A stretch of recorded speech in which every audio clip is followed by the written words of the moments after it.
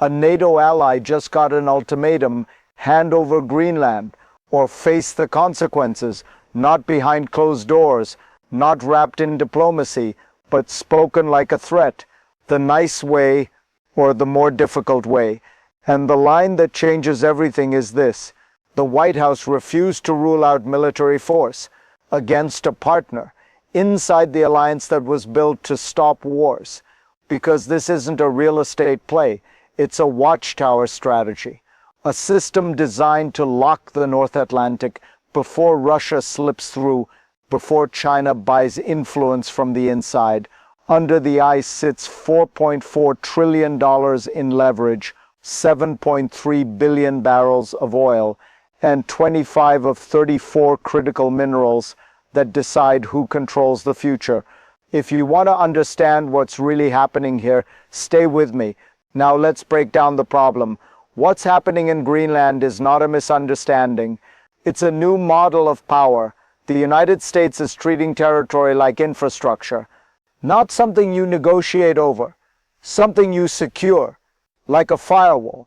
Because in Washington's logic, the Arctic is no longer a frontier.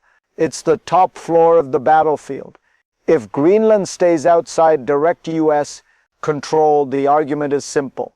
The North becomes an open door, a place where Russian submarines move, where Chinese capital quietly builds leverage, where future wars begin before anyone fires a shot. So the question isn't whether Greenland is valuable. Everyone knows it is. The real question is darker.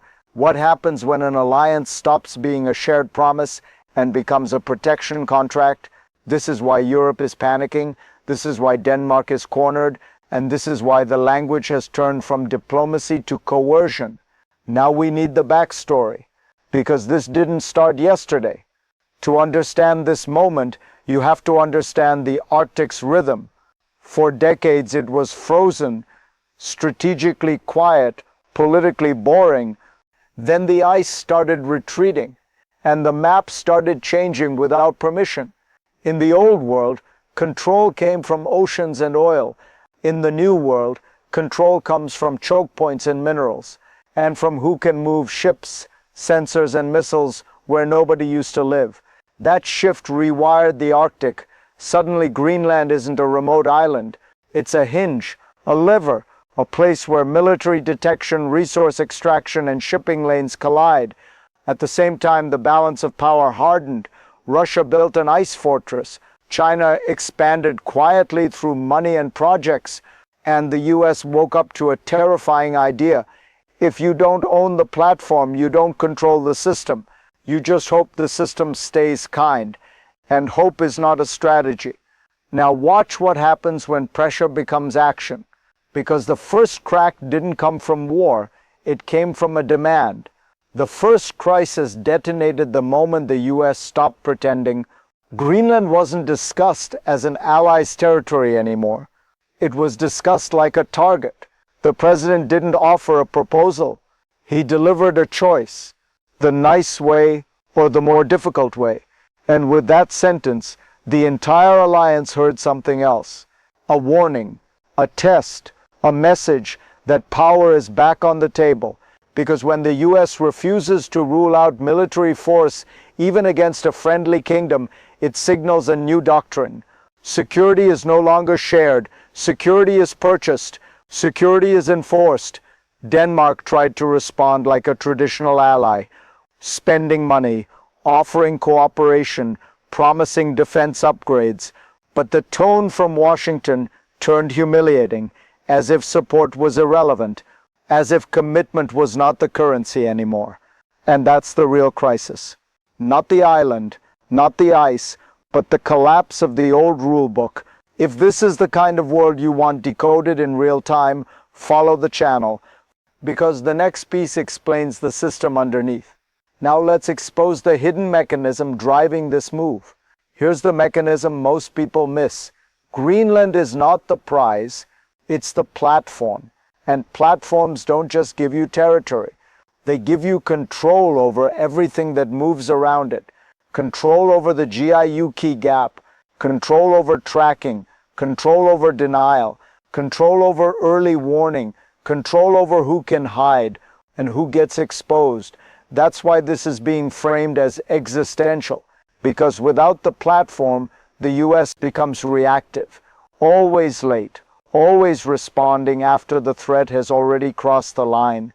But with the platform, the US becomes a gatekeeper, a force that can blind rivals or trap them. And then there's the second layer, the resource layer. Under the ice sits $4.4 trillion in untapped leverage, 7.3 billion barrels of oil, and 25 of 34 critical minerals tied to technology and warfare.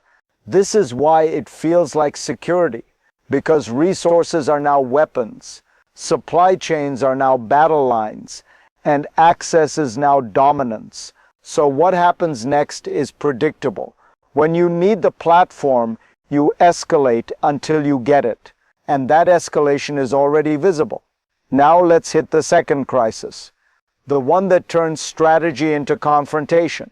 The second crisis is where the story turns dangerous, because the pressure stops being public and starts becoming covert. This is no longer just speeches and ultimatums, it's influence, it's infiltration, it's internal fracture. The US didn't only push Denmark from the outside, it started reaching into Greenland itself. The logic is ruthless. If the island won't transfer through negotiation, then you change the political equation. You find the weak seams, you cultivate the right voices, you identify the people who will break from Copenhagen, and you prepare the ground for a clean switch.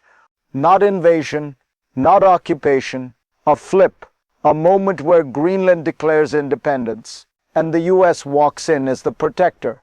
That's why this feels like hybrid war, because it's the weaponization of governance against an ally, inside a system that was built on trust.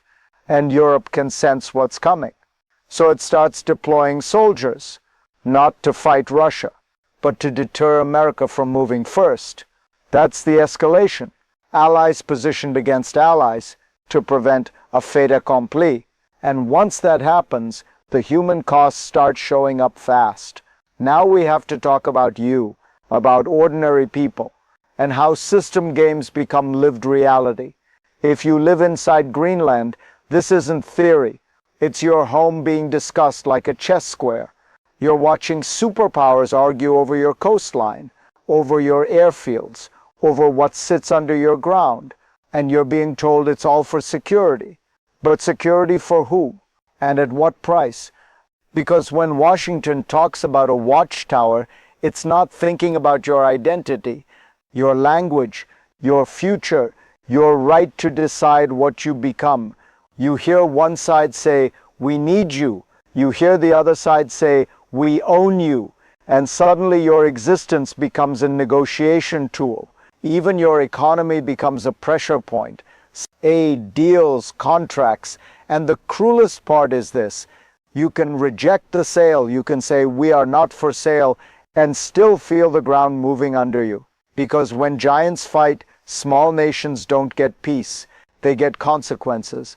If you've ever felt powerless watching decisions made above your head, you already understand what this moment means. So stay with me, because what happens next doesn't stop in the Arctic. Now let's look at the global ripple effect, the part that makes the entire world unstable. What's happening in Greenland doesn't stay in Greenland, because it's not a local dispute. It's a new signal sent to the world. The message is brutal. If your land matters enough, your alliances won't protect you. Your treaties won't save you. Your borders become negotiable again. Europe understands this instantly. That's why it panics.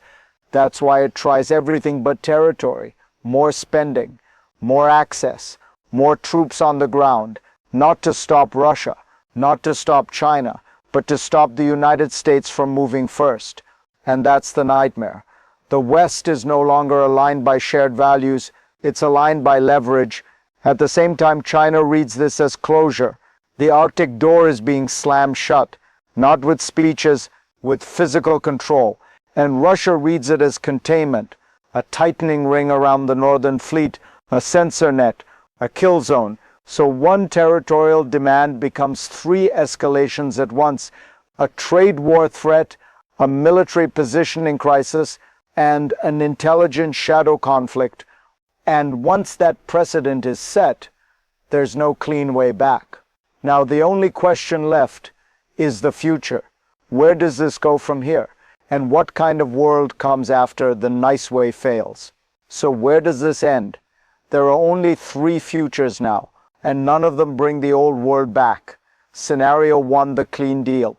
Greenland stays legally unchanged, but the US gets near total military control, expanded bases, exclusive access, a protectorate in everything but name.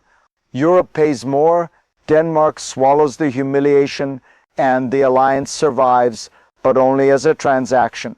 Scenario 2, the political flip. Greenland moves toward independence, not fully free, but strategically captured. A new status, a new compact, a new dependency. Washington gets what it wants without saying purchase, and the world learns that sovereignty can be engineered quietly. Scenario 3, the rupture. Trade threats return, tariffs hit, trust collapses, allies deploy forces to deter each other, and the Arctic becomes a militarized line of contact, not against enemies, against partners who stop believing in restraint.